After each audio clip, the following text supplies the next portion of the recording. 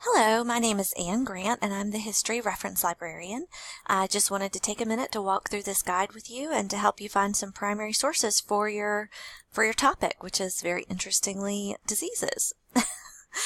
So this guide is just meant to be that, a guide, and it's just suggestions on the places that you can go for primary sources. I suggest that you really explore possibilities using keywords depending on the year the epidemic took place and the epidemic itself. So try your own searches as well by all means. But this guide just takes a minute to introduce you to the concept of primary sources, not introduce you to, but reintroduce you to, just to help remind you what you're looking for, and reminding you that research is trying something over and over again. So always asking and answering questions one on top of another to get to the things that you need.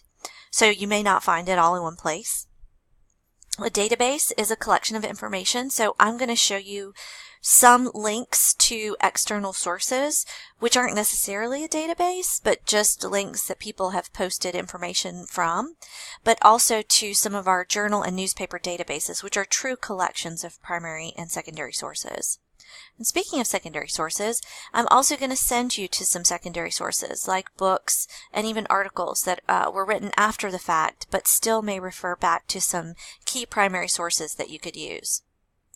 So this page lays out some different epidemics or different diseases, and at the top I have some general resources. Some of these will lead you to resources on your particular disease. You'll just have to search them by keyword. And then I have them broken down by different folks who have collected primary sources.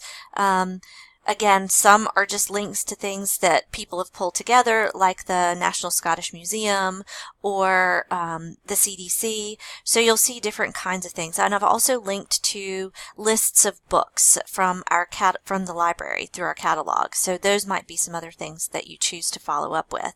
Again, these lists are by no means exhaustive. These are some suggestions for you to get started. You may find that you link to one and you have questions about it, and that takes you to another resource. That's what all this is. It's just a jumping off place for you. We also have a whole slew of databases that hold newspaper articles. So you can see over on the far left of the screen, those are individual newspaper titles. So if you're looking at the influenza epidemic of 1918 in Chicago, you could go to the Chicago Defender and look around that time period or just search by keyword. These interfaces are all going to look different. This is a ProQuest interface, so you can either do an advanced search where you limit by date as well as by keyword, which could probably help a lot if you're looking at influenza, because that's going to show up all over the place. So you could narrow your search so that you're only searching for influenza published in 1918. So just think about your advanced search options as well. These are collections of titles in the center.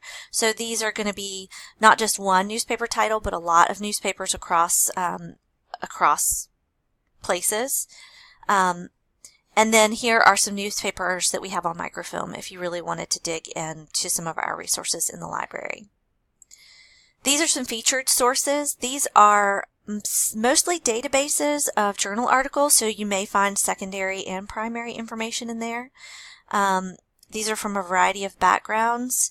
And you'll notice too, there's a section on government publications as primary sources, so think about utilizing some of those resources as well. There's a tab for citing, gives you some information on citing your sources, and then some tutorials on some of the stuff that I've just talked about.